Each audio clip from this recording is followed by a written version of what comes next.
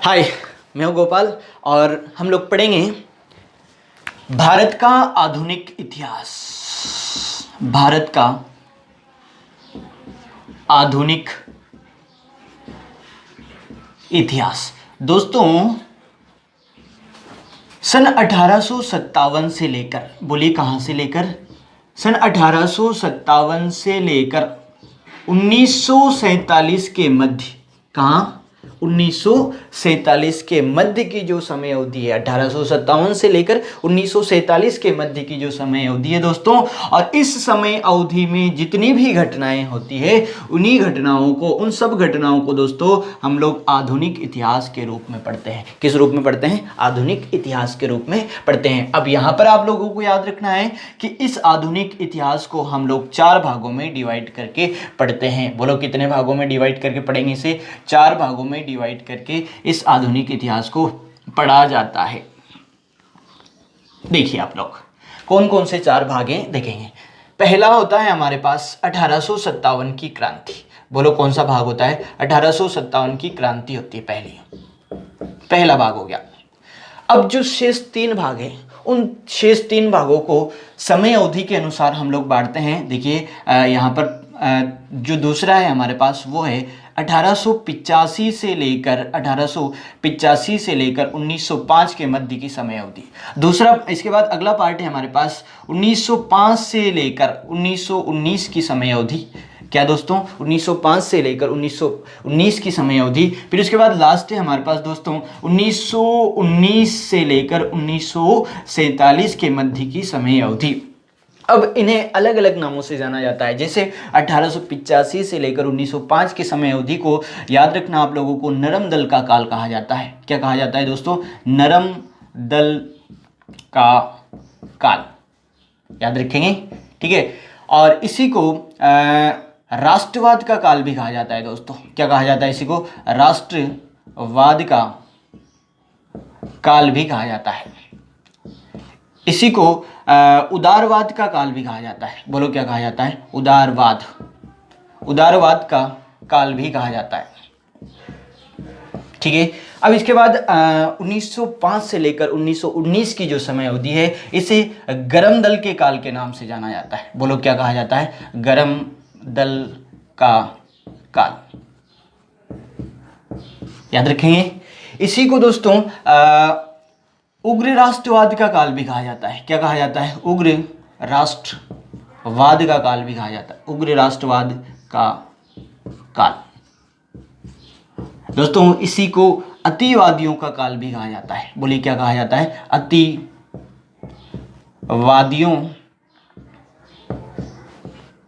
का काल भी इसी को कहा जाता है, ठीक है। ये आपका 1905 से 1919 का हो गया। इसके बाद 1919 से 1947 का जो टाइम पीरियड है दोस्तों, समय अवधि है, इस समय अवधि में ज़्यादा प्रभाव गांधी जी का रहा, तो इस समय अवधि को गांधी युग के नाम से जाना जाता है। किस नाम से जाना जाता है? गांधी युग के नाम से जाना जाता है।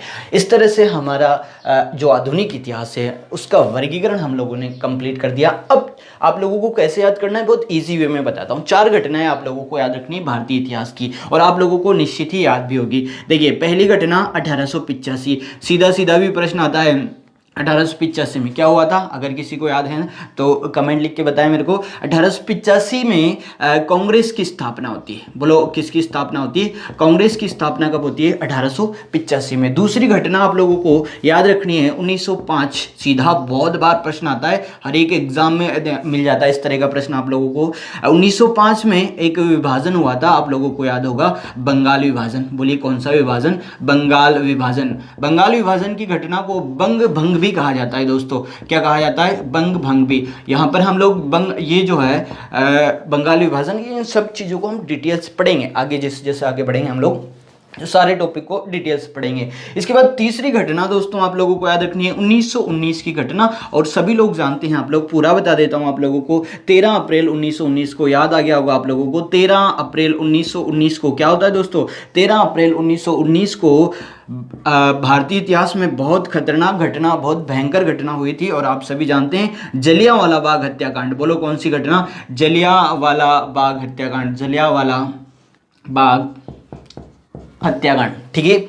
इसके बाद चौथी घटना आप लोगों को याद रखनी है, और यहाँ तो आप सभी जानते ही हैं, 1947 और 1947 में देश की आज़ादी हुई, देश आज़ाद हो गया, ठीक है। अब देखिए अगर आपको ये याद है तो यहाँ से 1885 से लेकर 1905, फिर उसके बाद 1905 से लेकर 1919, ठीक है, फिर उसके बाद 1919 से लेकर 1947 जो कि हमारा वर्गीकरण कंप्लीट हो जाता है, ठीक है। ये आपका आधुनिक इतिहास जो है भारत का, उसका वर्गीकरण आपके सामने है। अब हम लोग इनमें से एक एक कंप्लीट करेंगे। सबसे पहले हम लोग पढ़ेंगे 1857 की क्रांति, ठीक है।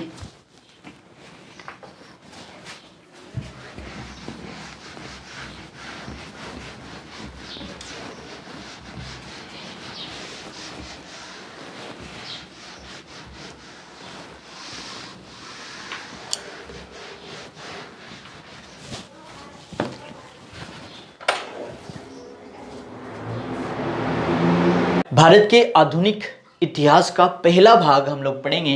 देखिए पहला पार्ट आप लोग पढ़ेंगे 1857 की क्रांति, 1857 की क्रांति। दोस्तों क्रांति जो है भारतीय इतिहास में अपना विशेष महत्व रखती है वैसे भी, और आप लोग जानते हैं आपके एग्ज़ामों में भी बहुत महत्व रखती है। एक बार आप लोग इस टॉपिक को पढ़िए, प्रॉमिस करता हूँ कि अधिकतर चीज़ें आपकी इस टॉपिक में कवर हो जाएगी, ठीक है। न के बराबर चीज़ें बचेगी जो आप लोगों को अगर पढ़ने नहीं पड़े तो। देखिए सबसे पहले हम लोग बात करें कि जब 1857 की क्रांति हुई तो अंग्रेजों का प्रशासन क्या था, इस समय अंग्रेजों की व्यवस्था क्या थी, ठीक है।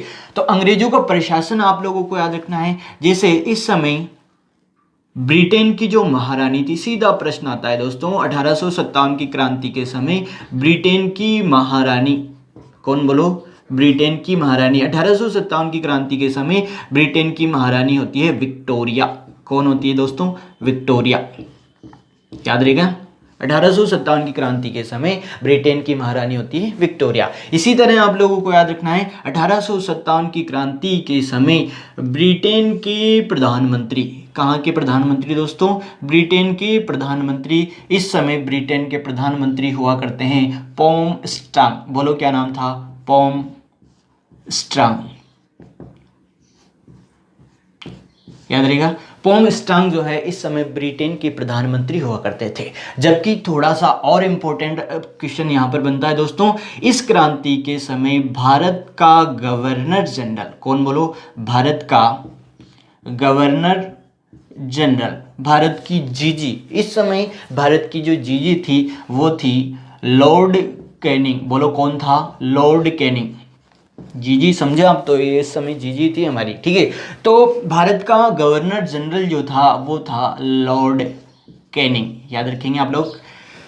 अब देखिए 1800 ये आपका इनका प्रशासन कंप्लीट है। अब इसके बाद आप लोगों को याद रखना कि भाई ये क्रांति हुई क्या कारण थे। बहुत फेमस प्रश्न है 1857 की क्रांति का तात्कालीन कारण, सभी लोग जानते हैं, चर्बी वाली कारतूसों का प्रयोग। अगर इस तरह का प्रश्न आता है और सब लोग इसका आंसर देते हैं तो आप लोग सभी लोगों के बराबर हो। पर कुछ ऐसे प्रश्न आते हैं कि उनके प्रश्न अगर आप ही दोगे तो फिर आप लोगों से आगे निकलते हो, और उनके लिए आप लोगों को डिटेल से पढ़ना पड़ेगा, ठीक है। तो वो तो इस पे तो हम चर्चा करेंगे इसे 1857 की क्रांति का तात्कालीन कारण, उसके ऊपर डिटेल से चर्चा करेंगे। पर उससे पहले भी बहुत सारे और कारण हैं, वो भी आप लोगों को याद होनी चाहिए। तो 1857 की क्रांति के कारण बताता हूँ मैं। 1857 की क्रांति के क्या पढ़ेंगे, 1857 की क्रांति के कारण पढ़ेंगे आप लोग। देखिए पहला कारण, 1857 की क्रांति का पहला कारण, एक व्यक्ति हैं जिनका नाम है लॉर्ड डलहौजी। लॉर्ड डलहौजी ने एक सिद्धांत लागू किया था, और उस सिद्धांत का नाम आप लोग जानते होंगे, गोद निषेध। सुना है आप लोगों ने, गोद निषेध। दोस्तों यहाँ से ये भी प्रश्न आ जाता है कि गोद निषेध जो सिद्धांत थे वो किसने लागू किया था, तो यहाँ पर आपका आंसर होगा लॉर्ड डलहौजी। बोलो कौन होगा? लॉर्ड डलहौजी। ये प्रश्न बहुत बार पूछा गया है। अब आपके सामने प्रश्न ये है कि जो गोद निषेध कानून था, गोद निषेध सिद्धांत था, ये क्या था? अगर कोई भी राजा निसंतान अवस्था में मर जाता था, क्या? अगर कोई भी राजा निसंतान अवस्था में मर जाता था तो उसके परिवारजन को, परिवार के लोगों को दत्तक पुत्र ग्रहण करने की अनुमति थी नहीं थी। दत्तक पुत्र जानते हैं आप लोग, गोद लिया हुआ पुत्र, गोद लेने की अनुमति नहीं थी। दत्तक पुत्र ग्रहण करने की अनुमति नहीं थी। यही था गोद निषेध कानून। इसके तहत एक घटना भी हुई, आप लोग सभी अच्छे से जानते हो उसको। देखिए, झांसी के महाराजा थे। कहाँ के महाराजा? झांसी के। झांसी के महाराजा थे गंगाधर राव। नाम सुना है आप लोगों ने? क्या नाम है? गंगाधर राव जो है, इनकी निसंतान अवस्था में मृत्यु हो गई। एक पुत्र गोद लिया गया, दत्तक पुत्र ग्रहण किया गया, पर अंग्रेजों ने उसे शासक बनाने से इनकार कर दिया। जो दत्तक पुत्र लिया गया था उसे शासक बनाने से इनकार कर दिया गया। इस वजह से झांसी की रानी जो थी, आप सभी जानते हो, महारानी लक्ष्मीबाई। महारानी लक्ष्मीबाई। तो महारानी लक्ष्मीबाई जो थी, ये अंग्रेजों से बहुत नाराज हो गई। ठीक है, तो गोद निषेध कानून पहला कारण, 1857 की क्रांति का पहला कारण आपको समझ में आ रहा होगा, गोद निषेध कानून। दूसरा आप लोग देखिए, बात है सन 1850 की। एक कानून और पारित किया गया, बहुत फेमस और आ सकता है एग्जाम में, धार्मिक निर्योग्यता। क्या था दोस्तों? धार्मिक निर्योग्यता। देखिए, इस कानून के अनुसार, अगर धार्मिक निर्योग्यता कानून के अनुसार अगर कोई भी व्यक्ति, कोई भी भारतीय ईसाई धर्म ग्रहण करता है, बोलिए क्या ग्रहण करता है? ईसाई धर्म। तो इस कानून के अनुसार उस व्यक्ति को अपनी संपत्ति से वंचित नहीं किया जाएगा। अपनी, मतलब कुल मिला के बात यह है कि अंग्रेज ये चाहते थे कि ईसाई धर्म ग्रहण करे लोग, भारतीय। अगर कोई भी व्यक्ति ईसाई धर्म ग्रहण कर लेता था तो उसे अपनी संपत्ति से वंचित नहीं किया जाएगा, वंचित नहीं किया जाएगा। यही था धार्मिक निर्योग्यता कानून। दोस्तों, ये लाया गया था 1850 में। Very important. और आगे देखिए, दूसरा कारण हो गया। तीसरा कारण हम लोग देखेंगे, अंतिम मुगल सम्राट हुए। अंतिम, ये प्रश्न भी आप लोग याद रखेंगे, अंतिम मुगल सम्राट। अंतिम मुगल सम्राट नाम है, जानते हैं आप लोग? बता दीजिए जरा कमेंट में, कमेंट बॉक्स में आप लोग कमेंट करके बता सकते हैं। अंतिम मुगल सम्राट हुए और नाम है बहादुर शाह द्वितीय। क्या नाम है दोस्तों? बहादुर शाह द्वितीय। लॉर्ड डलहौजी ने यह घोषणा करी। किसने? लॉर्ड डलहौजी ने। लॉर्ड डलहौजी ने यह घोषणा करी कि अगर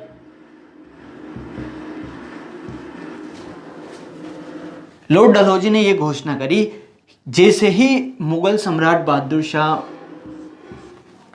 मरते हैं, जैसे ही इनकी मृत्यु होती है, वैसे ही जो मुगल सम्राट का पद है वो समाप्त कर दिया जाएगा। लॉर्ड डलहौजी ने यह घोषणा करी कि मुगल सम्राट बहादुर शाह द्वितीय के मरने के बाद मुगल सम्राट पद जो होता है वो समाप्त कर दिया जाएगा। इस वजह से समस्त मुगल सम्राट के जो अनुयायी होते थे, मुगल सम्राट पद के जो प्रेमी होते थे, बहादुर शाह के जो अनुयायी थे, वो सब अंग्रेजों से नाराज। तीसरा कारण दोस्तों। इसके बाद चौथा कारण देखिए आप लोग, अंतिम पेशवा है, प्रश्न तैयार। अंतिम पेशवा बताइए जरा, अंतिम पेशवा कौन थे? अंतिम पेशवा दोस्तों, अंतिम पेशवा थे बाजीराव द्वितीय, सेकंड। अंतिम पेशवा कौन थे? बाजीराव सेकंड। जैसे ही इनकी मृत्यु हुई, क्या हुई? मृत्यु, तो इनको जो पेंशन मिलती थी वो पेंशन अंग्रेज सरकार ने बंद कर दी। जैसे ही इनकी पेंशन बंद हुई तो इनके पुत्र हैं, आप लोग जानते हैं, नाना साहब। क्या नाम है? नाना साहब। इस नाम से सभी लोग जानते हैं, पर इनका जो सेकंड और नाम है वो आप लोगों को याद रखना, एग्जाम पूछा जाता है। इनका दूसरा नाम था धुंधु पंत। मूल नाम क्या था इनका? धुंधु पंत। तो जैसे ही अंग्रेजों ने बाजीराव सेकंड को मिलने वाली पेंशन बंद करी इनकी मृत्यु के बाद, तो नाराज हो जाते हैं कौन? नाना साहब अंग्रेजों से नाराज हो जाते हैं। ये चौथा कारण 1857 की क्रांति का। अब जहां से फैक्ट हैं, जहां से फैक्ट आ सकते हैं वो आपके सामने है, और कुछ बातें हैं जो आप लोगों को समझनी है। हालांकि एग्जाम में प्रश्न नहीं आएगा पर याद तो होनी चाहिए। देखिए, अंग्रेज भारतीयों से बहुत ज्यादती करते थे। जैसे अंग्रेजों की जो प्रशासनिक व्यवस्था होती थी, क्या होती थी? प्रशासनिक व्यवस्था। उस प्रशासनिक व्यवस्था में हमेशा उच्च पद पर अंग्रेज नियुक्त होते थे। कौन होते थे? अंग्रेज। उच्च पदों पर हमेशा कौन नियुक्त होते थे? अंग्रेज नियुक्त होते थे। और निम्न पदों पर भारतीय कौन नियुक्त होते थे? भारतीय। तो इस वजह से भारतीयों में रोष था अंग्रेजों के खिलाफ। ठीक है, ये एक और कारण हो गया, पांचवा कारण। इसके बाद छठा कारण देखिए, और ये भी महत्वपूर्ण है। जैसे अंग्रेज भारत में आए तो अंग्रेजों ने भारत में समाज सुधार किया। क्या किया? समाज सुधार। दोस्तों, समाज सुधार जो किया, तो जो रूढ़िवादी भारतीय थे, कौन थे? रूढ़िवादी भारतीय। इन रूढ़िवादी भारतीयों ने इसका विरोध किया। जैसे ही अंग्रेजों ने भारत में आकर समाज सुधार का कार्य स्टार्ट किया तो रूढ़िवादी भारतीय इसके खिलाफ हो गए। ये भी एक कारण बनता है। एक और महत्वपूर्ण बात, सातवां कारण आप लोग याद रख सकते हैं। बात है 1854 की। 1854 में एक कानून और आया, एक अधिनियम और आया, जिसका नाम सुना हो अगर आपने, डाक अधिनियम। डाक अधिनियम। इस अधिनियम में यह था कि जो भारतीयों को डाक सुविधाएं मिलती थी, वो भारतीय सैनिकों को जो डाक सुविधाएं मिलती थी वो इस डाक अधिनियम में समाप्त कर दी गई। ठीक है, तो ये 7 कारण आपके सामने है। इसके अलावा जो तत्कालीन कारण जिसके ऊपर हम लोगों को चर्चा करनी है, बहुत महत्वपूर्ण है। देखिए आप लोग, इसका सीधा सीधा भी प्रश्न आता है। 1857 की क्रांति का, 1857 की क्रांति का तात्कालीन कारण, तात्कालीन कारण। अब ये तात्कालीन कारण क्या है? देखिए, एक ही कारण आप लोगों को याद रखना है, और ये तात्कालीन कारण था चर्बी वाले कारतूसों का प्रयोग करना। दोस्तों क्या था? देखिए मैं बताता हूं आप लोगों को। देखिए, 1856 से पहले, कब से पहले? 1856 से पहले अंग्रेजी से जो सैनिक हुआ करते थे, अंग्रेज सेना में जो सैनिक हुआ करते थे, वो एक राइफल का यूज करते थे जिसका नाम था ब्राउन बेस। कौन सी राइफल यूज करते थे? Brown base rifle. पर 1856 से ही इस ब्राउन बेस राइफल के स्थान पर दूसरी राइफल जिसका नाम है एनफील्ड, बोलो क्या नाम है? एनफील्ड। इस ब्राउन बेस के स्थान पर एनफील्ड नामक राइफल का प्रयोग किया जाने लगा।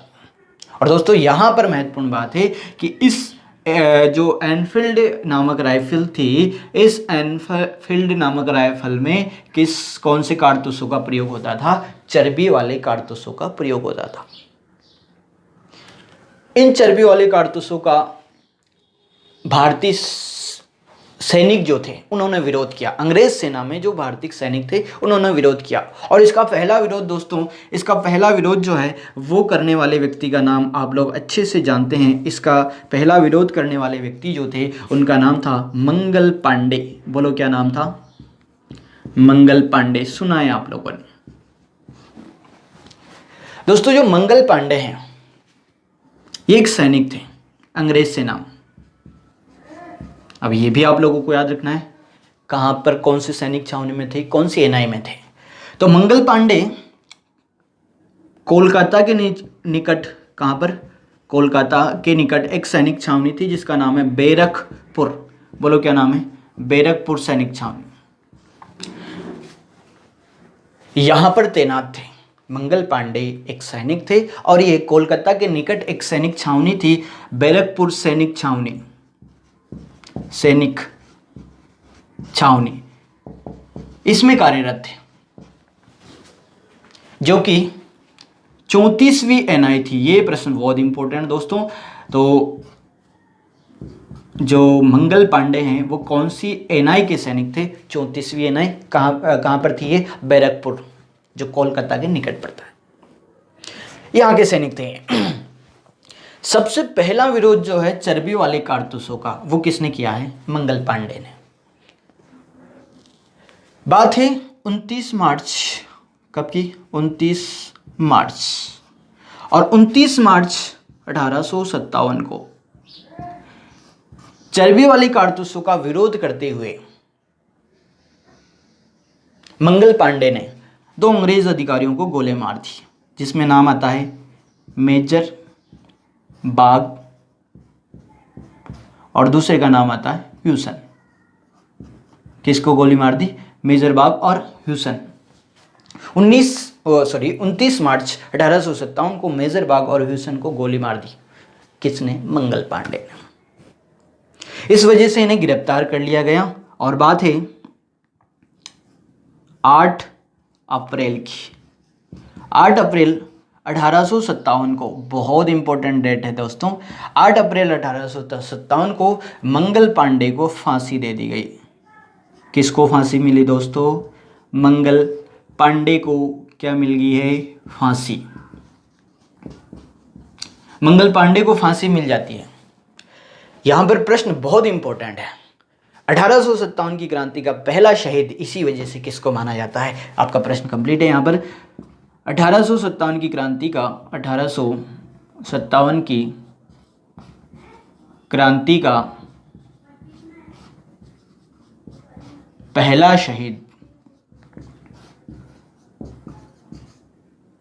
शहीद कौन होते हैं? मंगल पांडे। मंगल पांडे। दोस्तों ये 1857 की क्रांति के कारण होते हैं कंप्लीटली। आप लोग इसका स्क्रीनशॉट अच्छे से ले सकते हैं और अच्छे से नोट्स बना सकते हैं। किसी भी चीज़ की कोई कमी नहीं है आपके नोट्सों में। सिर्फ और सिर्फ आप लोग एक चीज़ माइंड मत करो, हमारे पास टेक्निकल व्यवस्था थोड़ी कम है, धीरे धीरे हो जाएगी, पर जो चीज़ें हैं उनमें कोई कमी नहीं छोड़िए। आप लोग इनको अच्छे से नोट्स बनाइए। आप कोई भी एग्ज़ाम दें, हर एग्ज़ाम में आपके लिए इनफ है ये।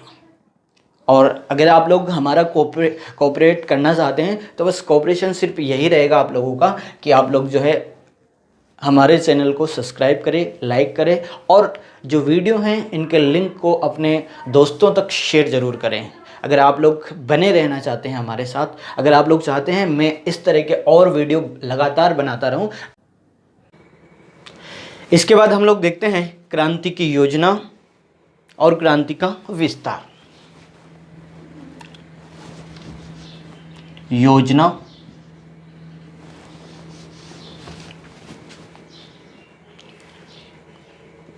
इसके बाद हम लोग देखते हैं क्रांति की योजना और उसका विस्तार। योजना और विस्तार। देखिए क्रांति की योजना किस तरह बनती है, उसमें क्या क्या थे, और फिर भारत में उसका विस्तार फैलती कैसे है क्रांति। ठीक है, योजना की अगर बात करें तो दोस्तों क्रांति की जो योजना थी वो लंदन में बनाई गई थी। बोलो कहाँ बनाई गई थी? लंदन में। पहला प्रश्न, क्रांति की योजना कहाँ बनी थी? लंदन में। दूसरा प्रश्न, क्रांति की योजना किसने बनाई थी? तो आप लोगों को याद रखना है, एक व्यक्ति है जिनका नाम है अजीमुल्ला। बोलो क्या नाम है? अजीमुल्ला। और दूसरे व्यक्ति हैं रानोजी बापू। बोलो क्या नाम है? रानोजी बापू। दो लोग हैं आपके पास, एक तो है अजीमुल्ला और दूसरे कौन है? रानोजी बापू। इन दोनों ने मिलकर योजना बनाई थी।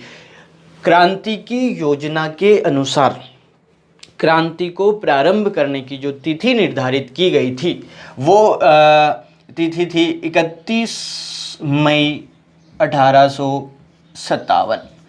दोस्तों यहाँ से ये प्रश्न अनेक बार पूछा गया है। योजना के अनुसार क्रांति को प्रारंभ करने की तिथि जो निर्धारित की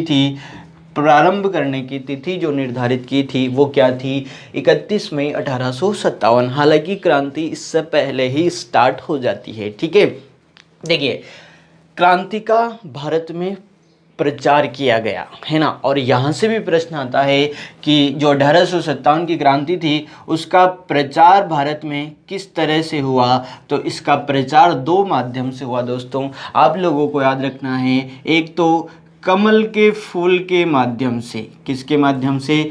कमल के फूल के माध्यम से। आप लोगों को साथ साथ बोलना है, अगर आप लोग नहीं बोलोगे ना तो याद नहीं हो पाएगा, है ना।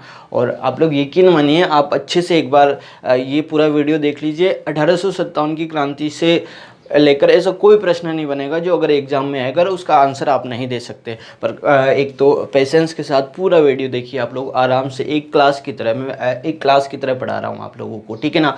आप लोगों को आगे याद रखना है, प्रचार किया गया कमल के फूल के माध्यम से, और दूसरा रोटी के माध्यम से। काय के माध्यम से? रोटी के माध्यम से प्रचार किया गया। दोस्तों अब हम लोग देखते हैं क्रांति का विस्तार। भारत में क्रांति फैलती कैसे है ना। क्रांति की शुरुआत कैसे होती है, कहाँ से होती है? दोस्तों ये बड़ा प्रश्न है, बहुत बार पूछा जाता है कि भारत में क्रांति का जो विस्तार है या भारत में क्रांति की जो शुरुआत हुई वो कहाँ से होती है। तो आप लोगों को याद रखनी है, तारीख भी पूछी जाती है, स्थान भी पूछा जाता है, ठीक है ना। तो क्रांति की शुरुआत की अगर हम बात करें तो देखिए दोस्तों, क्रांति की शुरुआत जो है वो होती है, स्थान का नाम है मेरठ। कौन से स्थान से? मेरठ एक सैनिक छावनी थी दोस्तों, और मेरठ सैनिक छावनी में यहाँ पर एनआई है, आप लोग याद रखेंगे। मेरठ सैनिक छावनी जो है यहाँ पर एनआई है 20वीं एनआई। कौन सी एनआई दोस्तों? 20वीं एनआई थी, और यहाँ से 1857 की क्रांति का विद्रोह शुरू होता है। यहाँ के जो सैनिक थे मेरठ सैनिक छावनी के, इन्होंने विद्रोह शुरू किया। देखिए अब बात करते हैं डेट पे। तो आप लोगों को याद रखनी है, यहाँ क्रांति प्रारंभ हुई थी 10 मई 1857। कब प्रारंभ हुई थी दोस्तों? 10 मई 1857 को क्रांति प्रारंभ हुई थी। मैं आप लोगों को ये याद करवा देता हूँ। देखिए यहाँ जो क्रांति प्रारंभ हुई, और एनआई साथ आप लोग याद करेंगे कैसे, एक इजी वे में। 20 इसके आधे होते हैं दोस्तों 10, फिर इसके आधे होते हैं 5, और पीछे 1857 आप लोगों को वैसे भी याद रह जाता है, ठीक है। देखो 20वीं एनआई थी 10 तारीख 5वां महीना मई 1857, ठीक है, याद रह जाएगा आप लोगों को।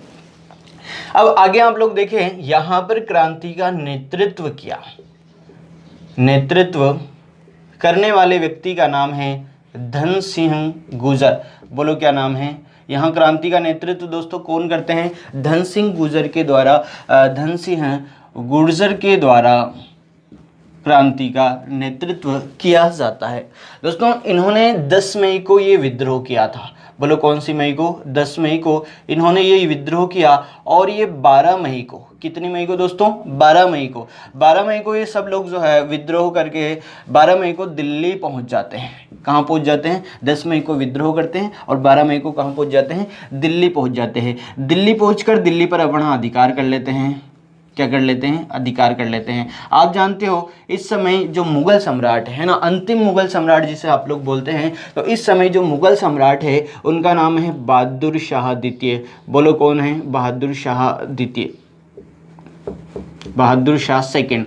तो जैसे ही दिल्ली पर अधिकार करते हैं और यहाँ का जो सम्राट था, अंतिम मुगल सम्राट बहादुर शाह सेकंड, इन्हें अपना नेता घोषित कर देते हैं। क्या कर देते हैं दोस्तों, अपना नेता। तो 1857 की क्रांति का नेता बहादुर शाह सेकंड को घोषित कर दिया जाता है। अगला प्रश्न आप लोगों को याद रखना है दोस्तों कि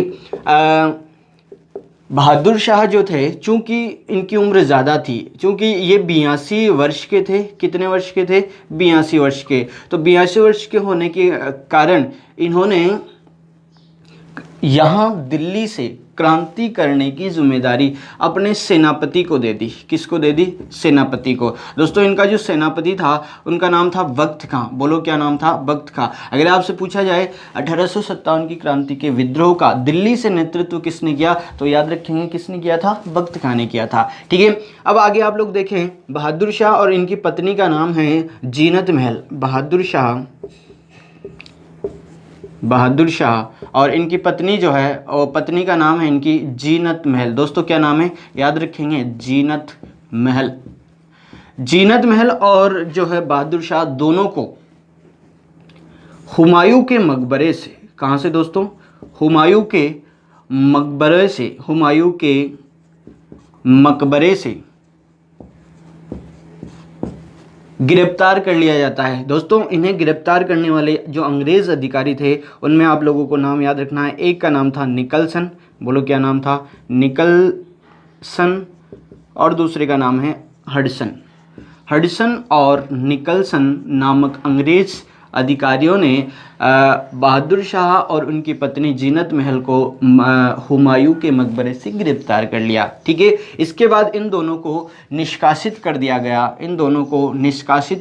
दोस्तों रंगून, कहाँ निष्कासित कर दिया, रंगून इन दोनों को निष्कासित कर दिया गया। ऐसा कहा जाता है कि यहाँ रंगून में ही 1862 में, कब दोस्तों, 1862 में इनकी मृत्यु हो जाती है।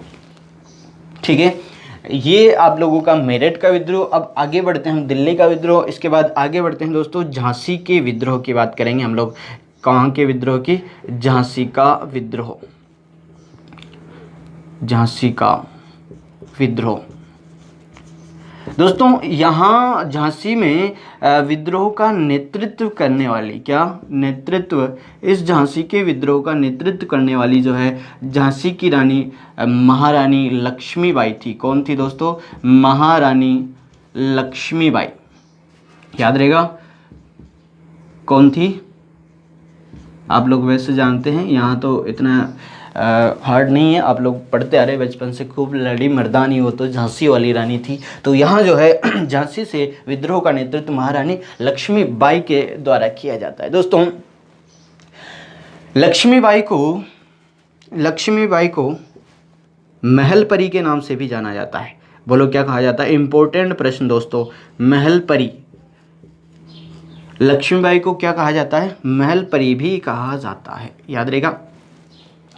देखो लक्ष्मीबाई खूब लड़ी, अंग्रेजों के साथ खूब लड़ी, और एट लास्ट बात है 4 जून, कब की बात है दोस्तों, 4 जून 1858 की। 4 जून 1858 को जो महारानी लक्ष्मीबाई थी, एक अंग्रेज अधिकारी था जिसके साथ लड़ती हुई वीर गति को प्राप्त होती है। 4 जून 1858 को कालपी, कहाँ पर, स्थान का नाम है दोस्तों कालपी, जो कि पड़ता है एमपी में। कहाँ पर पड़ता है, एमपी में। तो 4 जून 1858 को कालपी एमपी में महारानी लक्ष्मीबाई वर्सेस ह्यूरोज, अंग्रेज अधिकारी का नाम है दोस्तों, क्या नाम है, ह्यूरोज। इन दोनों का युद्ध होता है, बहुत भयंकर युद्ध होता है, जिसमें महारानी लक्ष्मीबाई वीर गति को प्राप्त होती है। ठीक है, इनकी वीरता के बारे में जो है ह्यूरोज ने भी बहुत सारी बातें करी थी, बहुत वीर थी महारानी लक्ष्मीबाई। ठीक है, इसके बाद विद्रोह को और आगे बढ़ाते हैं दोस्तों। देखिए झांसी के बाद हम बात करेंगे कानपुर की। कहाँ की बात करेंगे? कानपुर। दोस्तों कानपुर में विद्रोह का नेतृत्व नाना साहब ने किया था। बोलो किसने किया था? नाना साहब ने। याद रहेगा, कानपुर में विद्रोह का नेतृत्व किसने किया था? नाना साहब ने। ठीक है, एक प्रश्न और बनता है यहाँ से कि इनका जो विद्रोह था, इस विद्रोह को दबाने वाला यहाँ के विद्रोह को, ऐसे भी आ सकता है प्रश्न कि कानपुर में जो विद्रोह हुआ इसे किसने दबाया था, तो आप लोग याद रखेंगे कैंपबेल। एक व्यक्ति का नाम है, क्या नाम है? कैंपबेल। और दूसरे व्यक्ति का कैंपबेल और दूसरे व्यक्ति का नाम आप लोग याद रखेंगे हेवलॉक। कैंपबेल और हेवलॉक के द्वारा यह विद्रोह दबाया गया था। किस किस के द्वारा? कैंपबेल और हेवलॉक के द्वारा यह विद्रोह दबाया गया था। और आगे चलिए, कानपुर के बाद हम लोग बात करेंगे ग्वालियर की। दोस्तों ये ग्वालियर में इस विद्रोह का नेतृत्व तात्या टोपे करते हैं। ग्वालियर में विद्रोह का नेतृत्व बोलो कौन करते हैं? तात्या टोपे। वैसे जो कानपुर और झांसी का विद्रोह थे, यहाँ पर भी तात्या टोपे साथ थे, पर इनका स्पेशली आप लोग याद रखेंगे ग्वालियर में तात्या टोपे के नेतृत्व में विद्रोह होता है। ठीक है, इसके बाद और आगे चलते हैं हम लोग। देखिए इधर ले लेते हैं।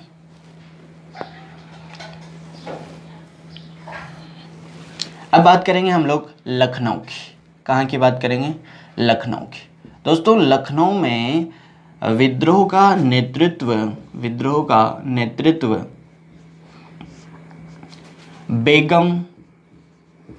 बेगम हजरत महल करती है। बोलो कौन करती है? बेगम हजरत महल करती है। दोस्तों जो बेगम हजरत महल हैं, इनके जो पति थे उनकी मृत्यु हो गई थी, जिनका नाम था नवाब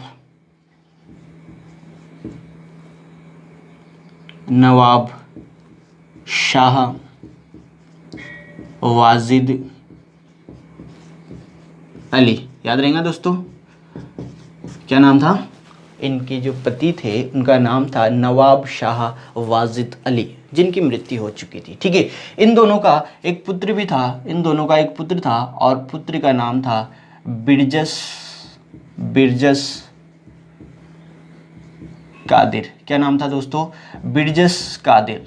इनके पुत्र का क्या नाम था? बिरजस कादिर था। ठीक है, ये बहुत छोटा था, इसी वजह से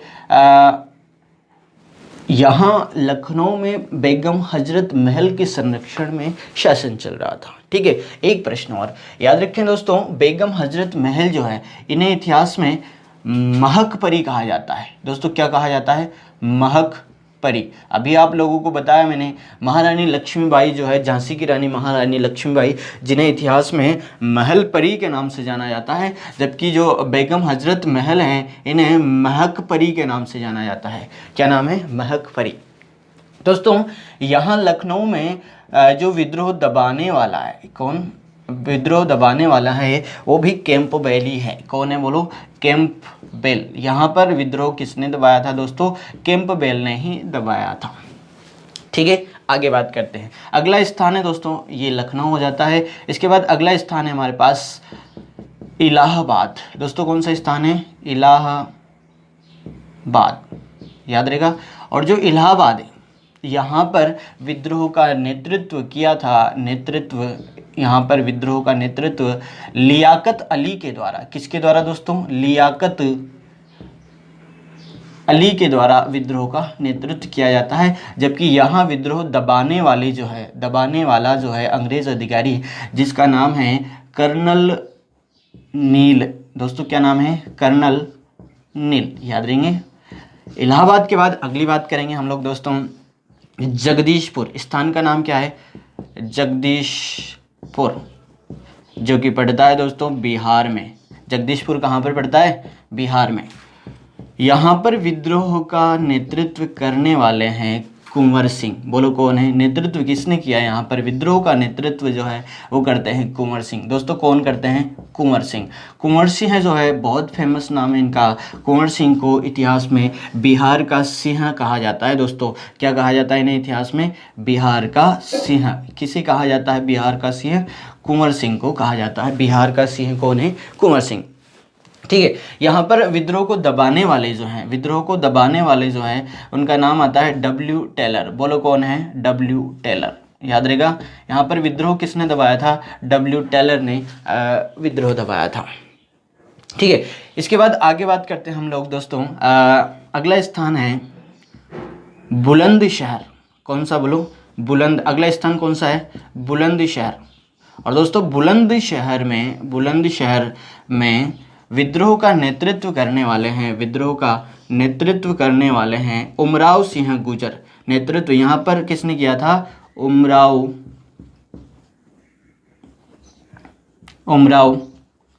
सिंह गुर्जर। दोस्तों किसने किया था यहाँ पर? उमराव सिंह गुर्जर ने किया था।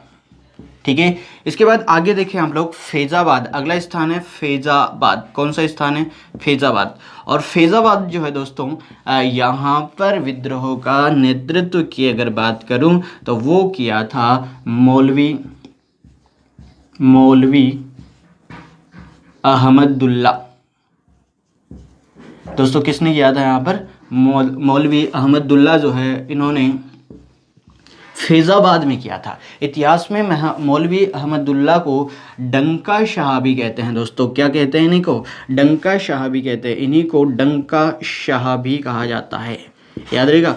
एक वेरी इंपॉर्टेंट बात दोस्तों, अंग्रेज सरकार ने इन्हें भगोड़ा कहा था। अंग्रेज सरकार ने इन्हें क्या कहा था? भगोड़ा कहा था। और दूसरी इंपॉर्टेंट बात, इनके ऊपर 50,000 का इनाम भी रखा गया था। 50,000 का इनाम भी इनके ऊपर रखा गया था। दूसरी महत्वपूर्ण बात आप लोगों को याद रखनी है कि इन्होंने क्रांति को धर्म युद्ध बताया था। ये बहुत महत्वपूर्ण बात है कि क्रांति को धर्म युद्ध किसने बताया था? तो क्रांति को धर्म युद्ध जो है, धर्म युद्ध वो बताया था मौलवी अहमदुल्ला ने। किसने बताया था दोस्तों? मौलवी अहमदुल्ला ने। इसके बाद क्या बात करते हैं असम की। तो असम में मनीराम के द्वारा, किसके द्वारा? मनीराम के द्वारा। असम में मनीराम के द्वारा विद्रोह का नेतृत्व किया गया था। जबकि हम बात करें सतारा की, कहाँ की दोस्तों? सतारा की। तो सतारा में विद्रोह का नेतृत्व जो है वो किया गया है। कहाँ पर? सतारा। और सतारा में राणोजी बापू के द्वारा विद्रोह का नेतृत्व हुआ था। किसके द्वारा? राणोजी बापू के द्वारा।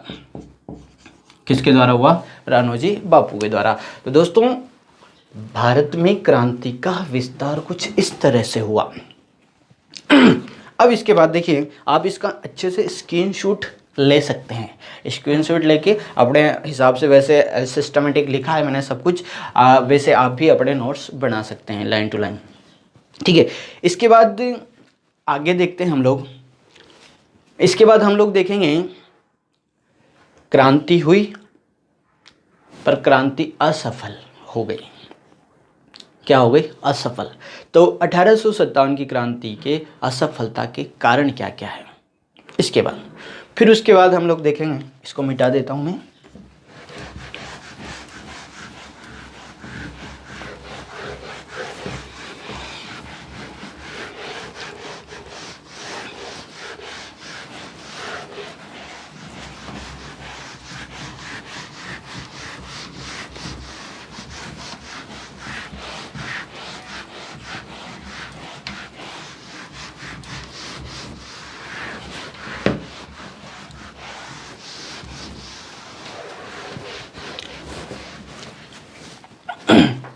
देखिए, इसके बाद हम लोग देखते हैं 1857 की क्रांति के असफलता के कारण। क्रांति हुई फिर असफल क्यों हो गई? ठीक है ना। देखिए बहुत सारे कारण हैं क्रांति के असफलता के। यहां से प्रश्न आता है दोस्तों, असफलता के कारण। देखिए फर्स्ट कारण, विद्रोह हुआ, संगठन नहीं था, एकता नहीं थी और संसाधन की कमी थी। और सबसे महत्वपूर्ण बात, पूरी क्रांति में नेतृत्व की कमी थी। ऐसा कोई लीडर नहीं था जिसने एक साथ पूरे भारत में लीडरशिप करते हुए क्रांति को करवाई हो, इस वजह से क्रांति असफल हो गई। पहला कारण देखिए क्या क्या है। सबसे पहली बात, संगठन नहीं। एक साथ होती अगर क्रांति, संगठित रूप से होती दोस्तों, तो कितने से अंग्रेज थे, वहाँ हो रही, फिर दूसरी तारीख को वहाँ हो रही, अलग अलग, इस वजह से अंग्रेज उसे कवर करते गए। तो संगठन नहीं है, एकता नहीं थी। क्या नहीं थी? एकता नहीं थी। संसाधन कम थे हमारे पास, संसाधन कम थे। और सबसे महत्वपूर्ण बात, नेतृत्व क्षमता की कमी थी हमारे पास। नेतृत्व क्षमता बिल्कुल नहीं थी हमारे पास। एक अंग्रेज अधिकारी ने तो कहा भी कि अगर क्रांतिकारियों में एक भी अच्छा नेतृत्व करता होता, अच्छा नेता होता, तो हम कभी के हार गए होते। ठीक है, तो इन चीज़ों की कमी थी, संगठन नहीं था, एकता नहीं थी, संसाधन और नेतृत्व की कमी थी हमारे पास। ठीक है, आगे देखिए, इससे भी महत्वपूर्ण बात जो एग्जाम में आ सकती है, क्रांति का समय से पूर्व शुरू हो जाना, क्रांति का समय से पूर्व शुरू हो जाना।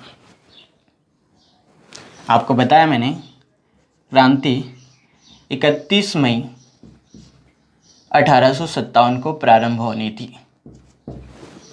कब प्रारंभ होनी थी? 31 मई 1857 को प्रारंभ होनी थी। बताइए शुरू कब होगी क्रांति? 10 मई को ही होगी।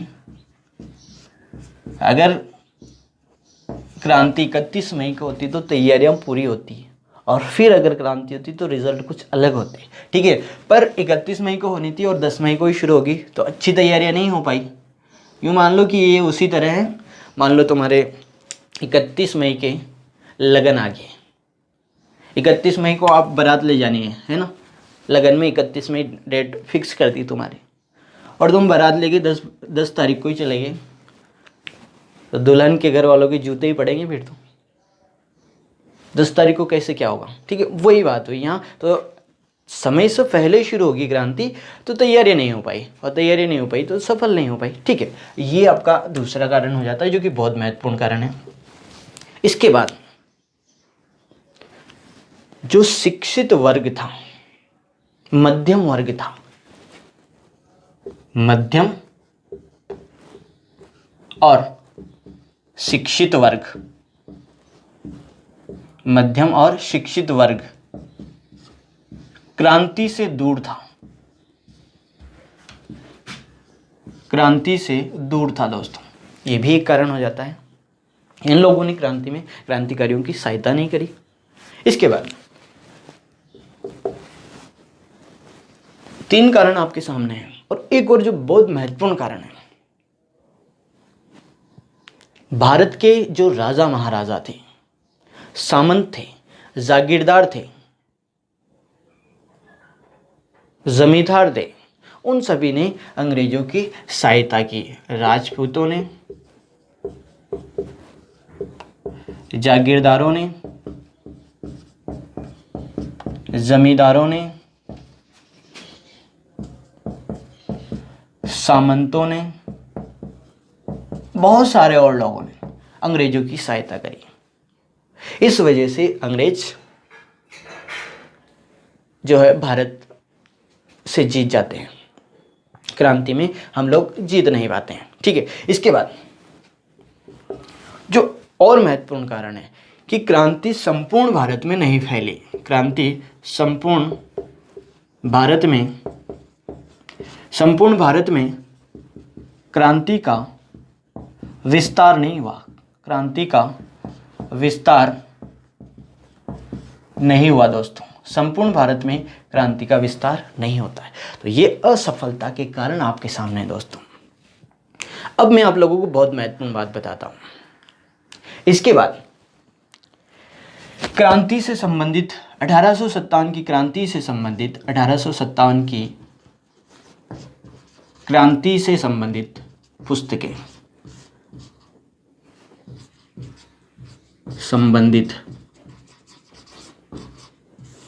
पुस्तकें बहुत सारी हैं, देखते हैं हम लोग। सीधा सीधा प्रश्न आता। पहली पुस्तक बताता हूं आप लोगों को।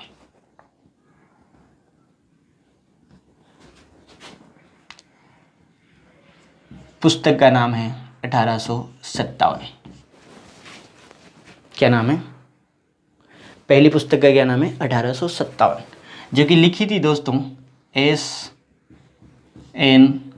सेन के द्वारा। याद रखोगे, पुस्तक भी है, क्रांति भी है और पुस्तक भी है ना। 1857 जो पुस्तक है वो किसने लिखी थी? S.N. सेन के द्वारा लिखी गई थी। किसके द्वारा लिखी गई थी? S.N. सेन के द्वारा लिखी गई थी। ठीक है। इसके बाद दूसरी पुस्तक आप लोग याद रखेंगे, क्रांति से संबंधित ही है, माझा प्रवास। कौन सी दोस्तों? माझा प्रवास। और जो माझा प्रवास है, ये माझा प्रवास लिखा गया था विष्णु भट्ट गोडसे। याद रहेगी, क्या नाम है? विष्णु भट्ट गोडसे। माझा प्रवास किसने लिखा था? विष्णु भट्ट गोडसे के द्वारा लिखा गया था दोस्तों। ठीक है। फिर अगली पुस्तक है the great rebellion. The great rebellion जो लिखी है अशोक मेहता के द्वारा। किसके द्वारा लिखी गई है? अशोक मेहता। किसने लिखी थी? अशोक मेहता ने। The great rebellion Ashok Mehta के द्वारा लिखी गई पुस्तक है दोस्तों। अगली पुस्तक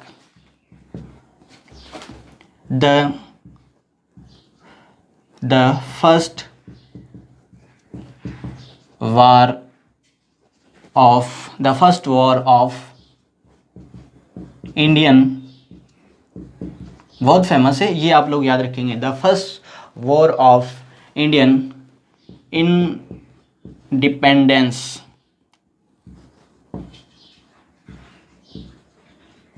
याद रहेगी, the first war of Indian independence. दोस्तों ये जो पुस्तक थी ये लिखी थी वी.डी. सावरकर के द्वारा। किसके द्वारा? वी.डी. सावरकर था। दोस्तों जो वी.डी. सावरकर है, इसके बाद हम लोग देखते हैं 1857 की क्रांति के स्वरूप। 1857 की क्रांति के स्वरूप, मतलब 1857 की क्रांति के बारे में किस व्यक्ति ने क्या कथन कहा। तो बहुत सारे कथन फेमस है, जैसे पहला कथन, नंबर 1, पहले कथन की हम लोग बात करते हैं। जो 1857 की क्रांति है, 1857 की क्रांति कट्टरपंथी लोगों का, कौन से लोगों का? कट्टरपंथी लोगों का ईसाइयों के विरुद्ध। दोस्तों किसके विरुद्ध? ईसाइयों के विरुद्ध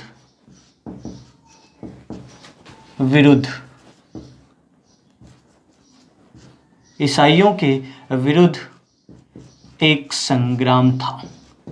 क्या था? एक संग्राम था। ऐसा कौन कहते हैं? व्यक्ति का नाम है L.E.R.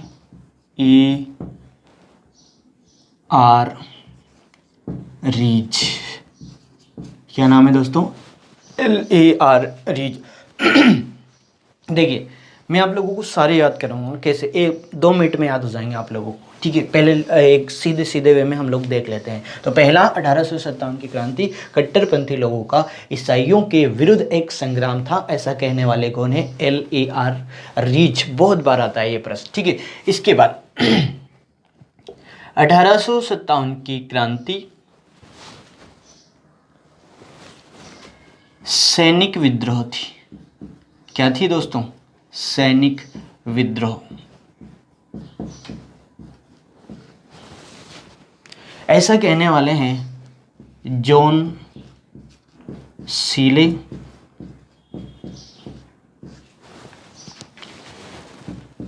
मालेसन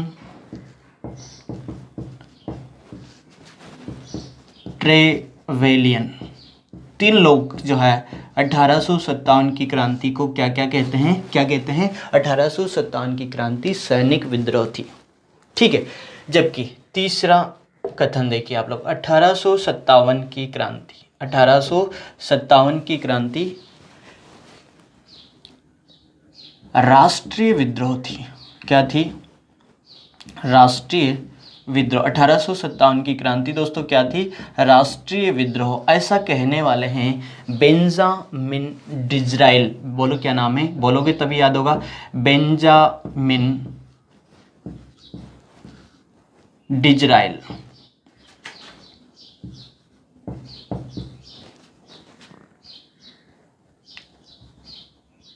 बेंजामिन डिज़रेली, सॉरी क्या नाम है इनका? बेंजामिन डिज़रेली जो है इस 1857 की क्रांति को राष्ट्रीय विद्रोह कहते हैं। ठीक है। जबकि अगला कथन देखते हैं हम, 1857 की क्रांति सामंती विद्रोह थी। क्या थी? सामंती विद्रोह। ऐसा कहते हैं जवाहरलाल नेहरू। दोस्तों कौन कहते हैं ऐसा? जवाहरलाल नेहरू। क्या कहते हैं जवाहरलाल नेहरू? कि जो 1857 की क्रांति थी वो एक सामंती विद्रोह थी। क्या थी? सामंती विद्रोह। ठीक है। इसके बाद आगे आप लोग देखें 1800, अगला जो है अगला कथन देखिए 1857 की क्रांति के बारे में। 1857 की क्रांति हिंदू मुस्लिम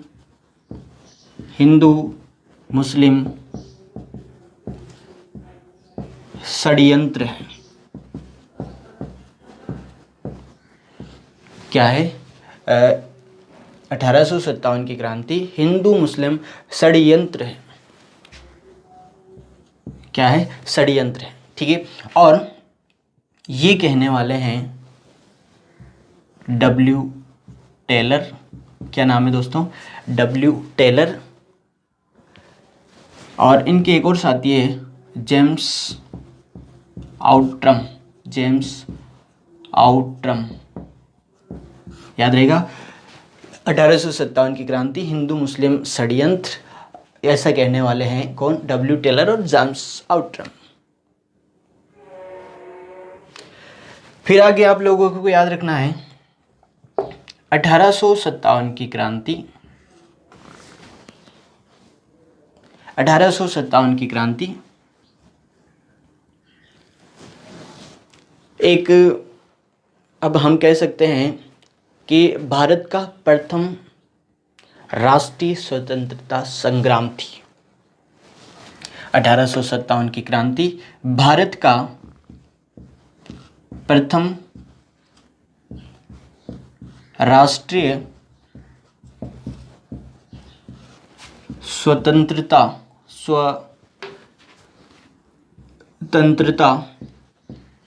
संग्राम थी। 1857 की क्रांति भारत का प्रथम राष्ट्रीय स्वतंत्रता संग्राम थी, ऐसा कहने वाले हैं वीडी सावरकर। लास्ट 1857 की क्रांति सभ्यता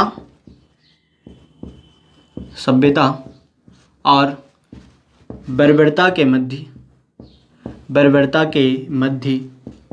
संघर्ष था। 1857 की क्रांति सभ्यता और बर्बरता के मध्य संघर्ष था, ऐसा कहते हैं टी.आर. होम्स। ये कथन आपके सामने है दोस्तों। ये मिल तो सभी जगह जाते हैं, पर अब बड़ी बात है कि इन कथन को याद कैसे करें, है ना। ये जो स्वरूप दिए हैं लोगों ने, इसको याद कैसे करें, बस 2 मिनट लगते हैं। देखिए हम कैसे याद करते हैं।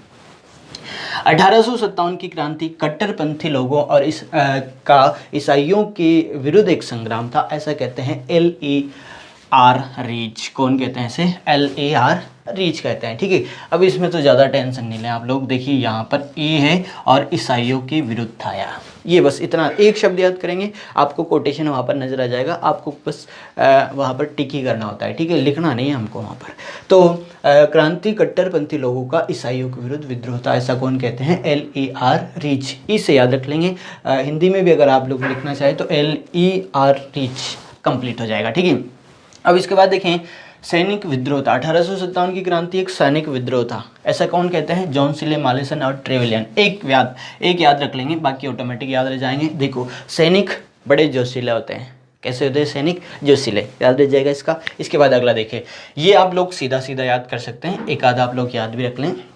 राष्ट्रीय विद्रोह बेंजामिन डिसरेली कहते हैं। ठीक है, इसके बाद देखें 1857 की क्रांति सामंती विद्रोह था। क्या था? सामंती विद्रोह, ऐसा कौन कहते हैं? जवाहरलाल। अब आप सभी जानते हो सामंत कौन होते थे? जिनके पास ज़मीन होती थी, बहुत सारी जागीरें होती थी, वो सामंत होते थे। ठीक है, तो ज़मीन में एक फसल उगाई जाती है सामंत लोगों के द्वारा, ज्वार। कौन सी फसल? तो ऐसे याद कर लेंगे हम लोग, ज्वार, है ना, याद रह जाएगा आप लोगों को। ठीक है, तो पहले जो हमारे प्रधानमंत्री भी रहे हैं पंडित जवाहरलाल नेहरू जी, तो ऐसे याद रख लेंगे हम लोग, सामंत लोग क्या उगाते हैं? ज्वार से आप लोग क्या याद रखेंगे? पंडित जवाहरलाल नेहरू। ठीक है, इसके बाद देखो हिंदू मुस्लिम षड्यंत्र, कौन कहता है? W Taylor. अब टेलर लोग होते हैं, अब हिंदू भी होते हैं मुस्लिम भी होते हैं, सीधा सीधा याद रह जाएगा आप लोगों को। ठीक है, भारत का प्रथम राष्ट्रीय स्वतंत्रता संग्राम, VD सावरकर, बहुत फेमस कोटेशन है और बहुत बड़ी बात है, इसको आप सीधा सीधा ही याद करोगे, अनेक बार पूछा है, बहुत सारे स्टार लगा भी दिए मैंने इस पर। ठीक है, इसके बाद देखिए सभ्यता और बर्बरता के मध्य संघर्ष, 1857 की क्रांति, सभ्यता और बर्बरता के मध्य संघर्ष, TR होम्स याद रखोगे आप लोग। देखो बर्तन कहाँ होते हैं? बर्तन होम्स, घर में बर्तन होते हैं। ठीक है ना, तो बर्बरता और सभ्यता के मध्य जो है संघर्ष, ऐसा कौन कहते हैं? TR होम्स कहते हैं। ठीक है, अब इसके बाद लास्ट बचा है हमारे पास 1857 की क्रांति के परिणाम क्या हुए। दोस्तों क्रांति हो गई, अब अंग्रेजों को ये समझ में आ गया था कि भारत में अब लोग हमारी नहीं सुनेंगे भाई, 1857 की क्रांति के बाद। तो अब क्या किया जाए? तो अंग्रेजों ने बहुत सारे चेंजेस किए, बहुत सारे परिवर्तन किए 1857 की क्रांति के बाद, उन्हीं को हम कहेंगे 1857 की क्रांति के परिणाम। क्या कहेंगे उसी को?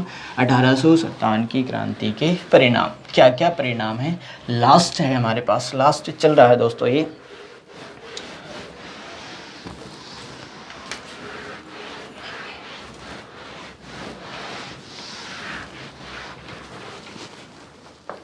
देखिए 1857 की क्रांति के परिणाम, 1857 की क्रांति के परिणाम क्या होते हैं? देखिए आप लोग, देखिए 1857 की क्रांति का पहला परिणाम, एक अधिनियम लागू किया। जैसे 1857 की क्रांति हुई और इस क्रांति के बाद एक अंग्रेजों ने एक अधिनियम जो है पारित किया, जिसे कहते हैं भारत शासन अधिनियम। भारत शासन अधिनियम 1858। कौन सा पारित हुआ? 1858, भारत शासन अधिनियम 1858। क्या क्या बातें थी इसमें देखिए आप लोग। नंबर 1, भारत का शासन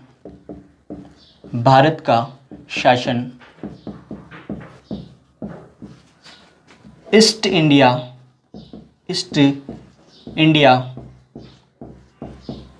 कंपनी के हाथों से ले लिया गया।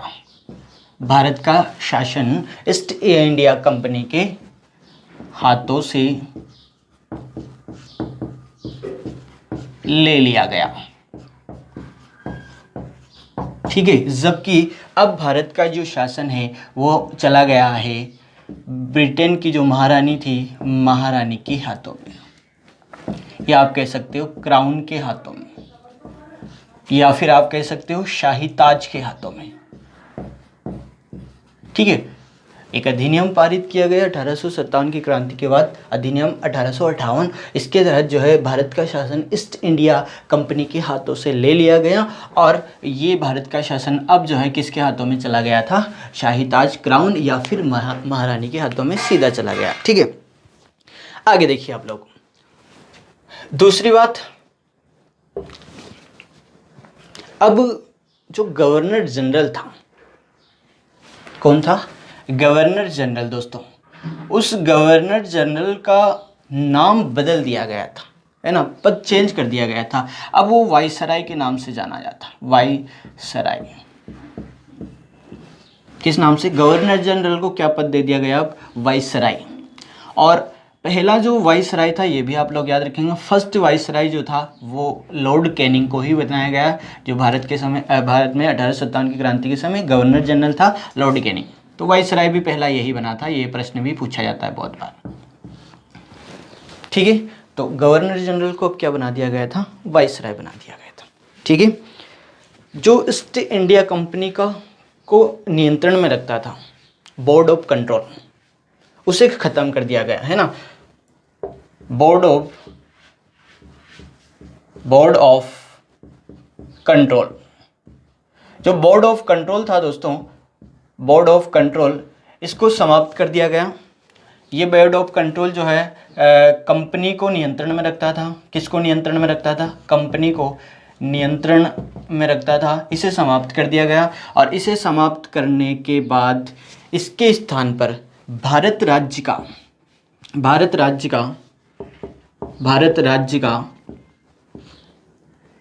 एक सचिव पद सर्जित किया गया। कौन सा पद दोस्तों, सचिव पद सर्जित किया गया। और सचिव जो था, भारत का प्रथम सचिव, वेरी इंपॉर्टेंट, चार्ल्स वुड। ये भी याद रखेंगे आप लोग, भारत का प्रथम सचिव कौन था, चार्ल्स वुड था। ऐसे याद रख सकते हैं आप लोग, जो देखो चार्ल्स वुड जो है, मतलब सचिव के लिए कौन चला, चार्ल्स वुड। ये से याद रख सकते हैं आप लोग। भारत राज्य का प्रथम सचिव किसे बनाया गया, चार्ल्स वुड को बनाया गया।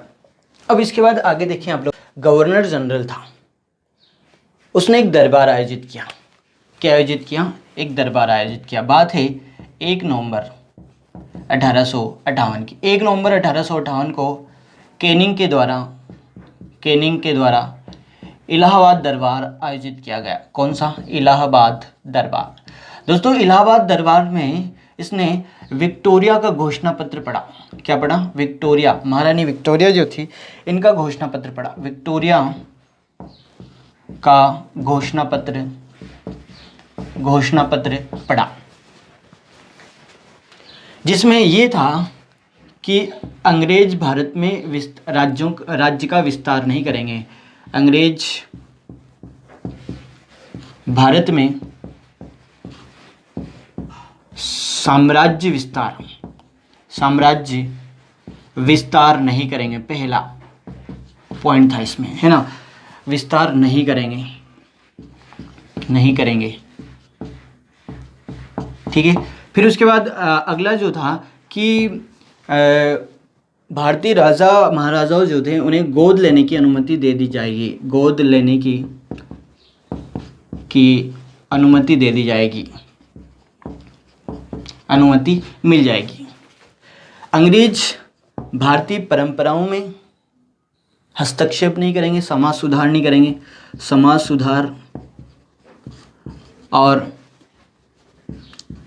सुधार और भारतीय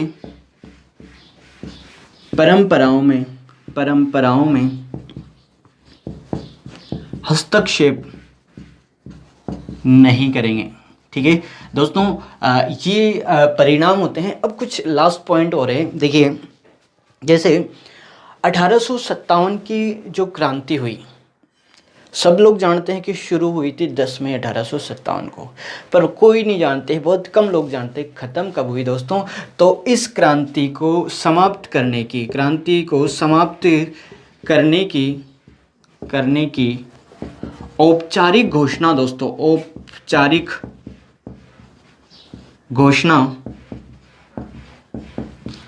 की गई थी 2 जनवरी 1859 को। याद रहेगा, 1857 की क्रांति को बंद करने की औपचारिक घोषणा कब हुई दोस्तों? 2 जनवरी 1859 को हुई। ठीक है, अगला एक और प्रश्न आप लोगों को याद रखना है कि भारत सरकार ने क्रांति का इतिहास लिखाने के लिए भारत सरकार ने क्रांति का इतिहास लिखवाने के लिए क्रांति का इतिहास लिखवाने के लिए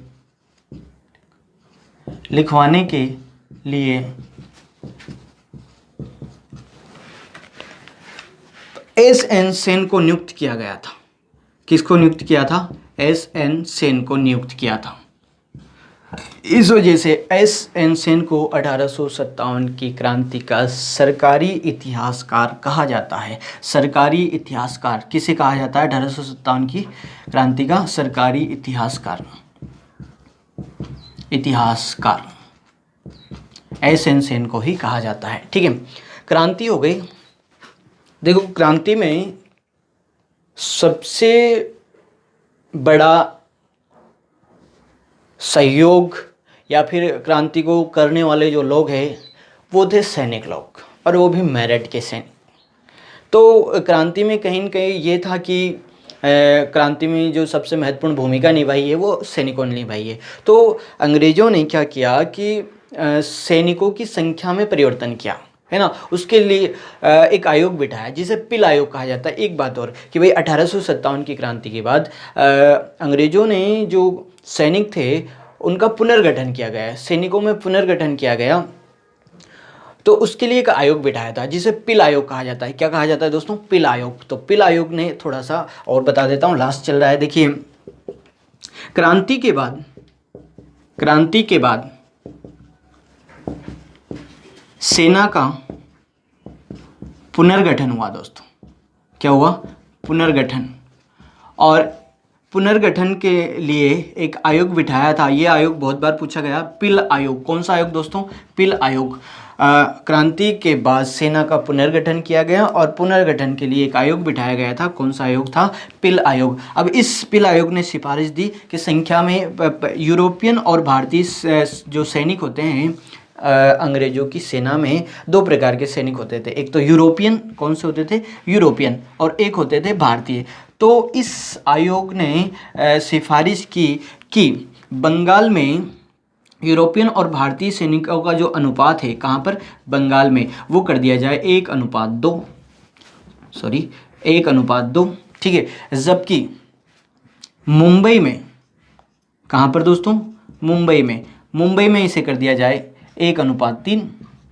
ठीक है, जबकि मद्रास में इसे कर दिया जाए 1:3 ही। ठीक है, तो ये बात याद रखेंगे। क्रांति के बाद अंग्रेज सेना का पुनर्गठन हुआ और उसके लिए पिल आयोग गठित किया गया था। पिल आयोग ने यूरोपियन और भारतीय सैनिकों का जो अनुपात बताया वो बंगाल में बताया था 1:2, मुंबई में 1:3, मद्रास में भी 1:3। दोस्तों, इस तरह से 1857 की क्रांति कंप्लीट होती है। दोस्तों, अगर आप लोग चाहते हैं कि ये जो मैंने आज वीडियो बनाया है, इस तरह का पूरा जो आधुनिक इतिहास है पूरा ऐसे ही पढ़ाऊँ मैं आप लोगों को, पूरे बोर्ड पे इस तरह से ही समझाऊँ, तो आप लोगों को थोड़ी सी हमारी सहायता करनी है। और ये सहायता में सिर्फ इतना सा है कि जो वीडियो है इनके लिंक को शेयर करें अपने दोस्तों तक, और हमारा भी उत्साहवर्धन करें आप लोग। तो हम लोग भी जो है आपके लिए नए नए वीडियो लेके आएंगे, ठीक है ना। और मैं पूरी एक सीरीज जो आधुनिक हिस्ट्री है, मॉडर्न हिस्ट्री, भारत की मॉडर्न हिस्ट्री, उसको कंप्लीट करवाऊंगा, ठीक है ना। पर आप लोग का जो सहयोग बनता है, जब हम लोग आपके लिए इतनी मेहनत करें तो आपका भी थोड़ा सा सहयोग बनता है कि आप लोग अपने दोस्तों तक वीडियो बनाएं, अपने व्हाट्सएप ग्रुप, फेसबुक या दोस्तों तक लिंक को शेयर करते रहें। Thank you.